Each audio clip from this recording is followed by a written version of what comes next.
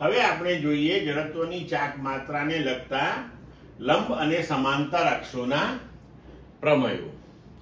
તો હવે આપણને કોઈ પણ સંમિત પદાર્થ આપેલો હોય ને તેના દ્રવ્યમાન કેન્દ્રમાંથી પસાર થતી પરિભ્રમણાક્ષને અનુલક્ષીને જો જડત્વની ચાક માત્રા ખબર હોય તો બીજી કોઈ અક્ષને અનુલક્ષીને જડત્વની ચાક માત્રા જો શોધવાની આવે તો તેના માટે આપણે આ બે પ્રમેયોનો ઉપયોગ કરીને સરળતાથી જડત્વની ચાક માત્રા ગણી શકીએ છીએ.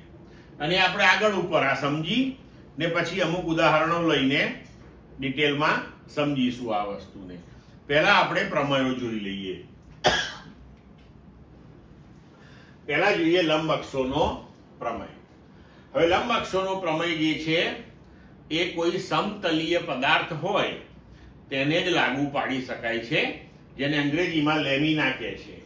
તો કોઈ એક સમતલીય પદાર્થ લેમિનાની તેના સમતલને લંબ અક્ષ ને અનુલક્ષીને જડત્વની ચાક માત્રા એ તેની સાથે સંગામી જે લેમિના છે તેના સમતલમાં સ્થિત એવી બે લંબ અક્ષો ની જડત્વની ચાક માત્રાઓ ના સરવાળા જેટલી હોય છે.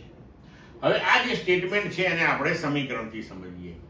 ધારો કે અહીંયા આ જે સમતલીય પદાર્થ છે તેને લંબ રૂપે ઝેડ અક્ષ ગોઠવાયેલી છે અને એક્સ અક્ષ અને વાય અક્ષ આ બે પરસ્પર લંબ અક્ષો આ સમતલીય પદાર્થ ના સમતલની અંદર સંપાત થયેલી છે, જે આપણે આકૃતિમાં દર્શાવ્યો છે.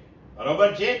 હવે જો આપણે અહીંયા આગળ ઝેડ અક્ષને અનુલક્ષીને આ પદાર્થની જડત્વની ચાક માત્રા ધારો કે લખીએ. માની લો કે તે આઈ ઝેડ છે. હવે તેવી જ રીતે ધારો કે એક્સ અક્ષને અનુલક્ષીને આપણે જડત્વની ચાક માત્રા શોધી હોય.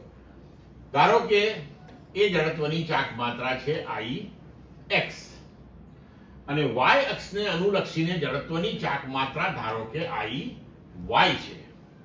તો લંબ અક્ષના પ્રમેય અનુસાર આઈ ઝેડ બરાબર આઈ એક્સ વત્તા આઈ વાય થશે, જ્યાં આઈ એક્સ અને આઈ વાય અનુક્રમે એક્સ અક્ષ અને વાય અક્ષને અનુલક્ષીને જડત્વની ચાક માત્રાઓ છે. હવે જો અહીંયા આગળ સમતલીય પદાર્થ અત્યારે આપણે દર્શાવ્યો છે તે એક્સ વાય સમતલમાં છે, તેના બદલે જો વાય ઝેડ સમતલમાં હોય તો એક્સ અક્ષ તેને લંબ થશે. તો એક્સ અક્ષને અનુલક્ષીને જડત્વની ચાક માત્રા આઈ એક્સ બરાબર આઈ વાય વત્તા આઈ ઝેડ થાય.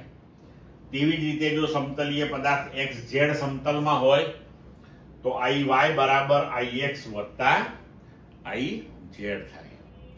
હવે જોઈએ આપણે સમાંતર અક્ષનો પ્રમેય.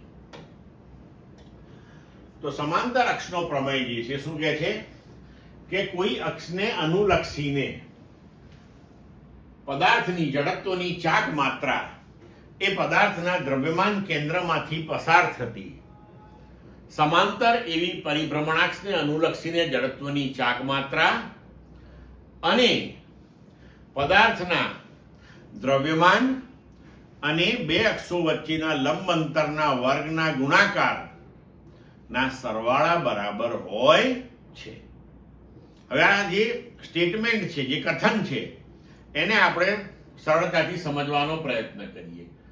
ધારો કે આપણી પાસે કોઈ અક્ષ તરીકે કોઈ પણ અક્ષને અનુલક્ષીને પદાર્થની જડત્વની ચાક માત્રા, તો આ જે કોઈ પણ અક્ષ છે એ આપણે આ ઝેડ અક્ષ લઈએ, ઝેડ ડેશ અક્ષ લઈએ. બરોબર. તો ઝેડ ડેશ અક્ષ જે છે એને અનુલક્ષીને જડત્વની ચાક માત્રા માની લો કે આઈ ઝેડ ડેશ છે, અથવા તો એને તમે સિમ્પલી આઈ ડેશ છે એવું લખી શકો. બરોબર. એ પદાર્થના દ્રવ્યમાન કેન્દ્રમાંથી પસાર થતી સમાંતર અક્ષ. હવે પદાર્થનું દ્રવ્યમાન કેન્દ્ર અહીંયા આ ઓ છે. તો આ દ્રવ્યમાન કેન્દ્રમાંથી પસાર થતી પણ આપણી ઝેડ ડેશ પરિભ્રમણાક્ષ છે તેને સમાંતર એવી પરિભ્રમણાક્ષ આપણે લીધી z, એને અનુલક્ષીને માનો કે તેની જડત્વની ચાક માત્રા I છે. આને દ્રવ્યમાન કેન્દ્ર એટલે કે સેન્ટર ઓફ માસમાંથી પસાર થતી અક્ષ છે, એટલે એને ઘણી વખત IC થી પણ દર્શાવવામાં આવે છે. તો તેને અનુલક્ષીને લીધેલી પદાર્થની જડત્વની ચાક માત્રા અને આ પદાર્થનું દ્રવ્યમાન ધારો કે m છે, અને આ બંને અક્ષો વચ્ચેનું લંબ અંતર અહીંયા આપણે a દર્શાવ્યું છે. તો લંબ અંતરનો વર્ગ નો ગુણાકાર અને એનો પેલી IC સાથેનો સરવાળો કરીએ તો આ થાય તમારા માટે I' અથવા તો IZ. બરોબર. તો જો આકૃતિમાં કોઈ પણ આકારનો એક પદાર્થ છે, તેમાં z અને z' બે સમાંતર અક્ષો છે જેમની વચ્ચેનું અંતર a છે. z એ પદાર્થના દ્રવ્યમાન કેન્દ્રમાંથી પસાર થાય છે. તો હવે સમાંતર અક્ષના પ્રમેય પરથી આપણે લખી શકીએ કે IZ' બરાબર IZ વત્તા MA² અથવા IZ' બરાબર IC વત્તા M ઇન્ટુ OO' નો સ્ક્વેર. સોરી, જ્યાં IZ અથવા IC એ પદાર્થના દ્રવ્યમાન કેન્દ્રમાંથી પસાર થતી અક્ષને અનુલક્ષીને જડત્વની ચાક માત્રા છે. M પદાર્થનું કુલ દળ અને A એ બે સમાંતર અક્ષો વચ્ચેનું લંબ અંતર છે. ક્લિયર મિત્રો?